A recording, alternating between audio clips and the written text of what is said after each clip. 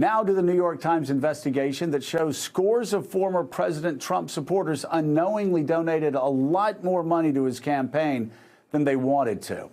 The Times spoke with several Trump supporters who thought they'd signed up to send a single small dollar donation. Instead, they saw thousands and thousands of dollars siphoned from their accounts. With us now, let's bring in the author of that investigative piece, New York Times national political reporter Shane Goldmacher. Shane, thank you so much for being here. Man, that story is heavy, and I mean it in this respect. When you started with the poor man who was in hospice, who wanted to contribute to Donald Trump, I'm sure he thought, you know what, I'm in hospice, but I really want to help this guy. I want to take part in this election. And once he did, suddenly more and more money kept getting withdrawn.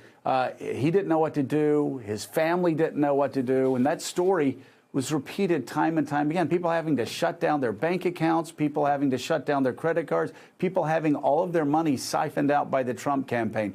Talk about it, if you will, and tell me, where did you first hear about the story? What got you on to this story?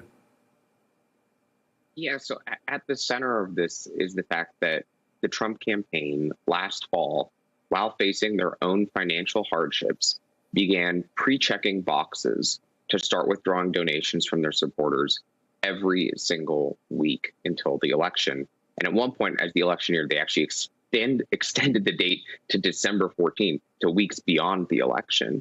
And so for their supporters, these pre-check boxes meant that you had to wade through a bunch of fine print. And by the way, that fine print became longer and more complicated as those finances worsened for the Trump campaign.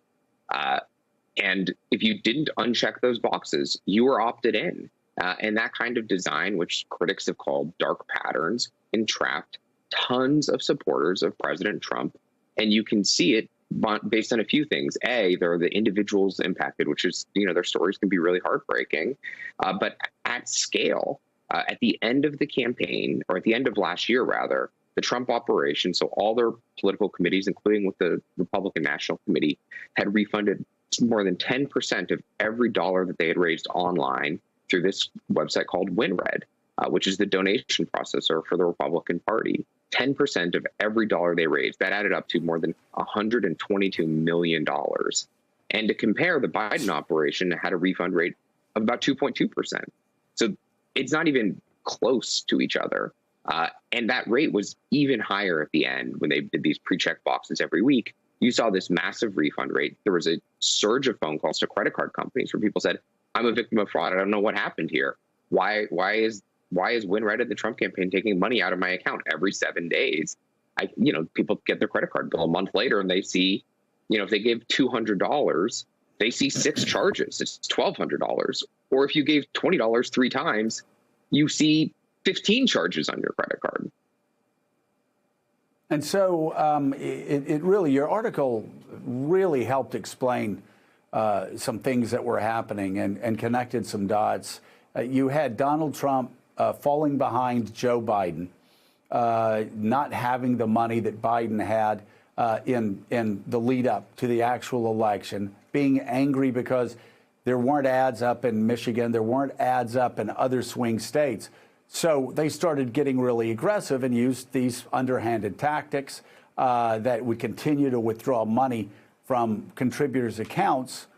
And so then they had, after the election, they had to, when he used the money, of course, this is so Trumpian, he used the money to get through Election Day. And then after the election, they had to start refunding money. So where does he get the money to do that? From all of his urges, all of his pleadings to his people to send money to stop the steal. Explain how that happened and how that worked out for Donald Trump.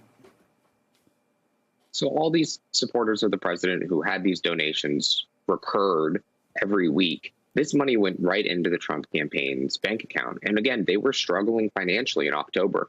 They had millions of dollars more in television ads booked entering that last month than they had dollars on hand. Now, after the election, they began refunding more and more of these money. People got their credit card bill. Let's say you were opted into this every week thing at the beginning of October. You got your credit card bill in early November. You say, hey, what is this? You'd call, you'd ask for a refund. And in fairness, the WinRed and the Trump campaign did, for the most part, give people refunds when they asked for them.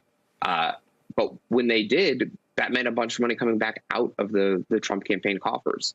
So if you look after Election Day, while the president was making these charges, these unfounded charges that this election was stolen from him, he was raising tens of millions of dollars from his supporters. Far more of that money went to paying off refunds than it did to the legal fight that he was engaged in November and December. And that's a big deal, right? This is how his supporters were told to give money after the election, and this is how it was actually spent. All right. New York Times national political reporter Shane Goldmacher, thank you so much for being with us. An important piece. We really do appreciate it. Hey, thanks so much for watching our YouTube channel. You can follow up on today's top stories and breaking news, or catch up on your favorite MSNBC shows all in one place. Download the NBC News app today.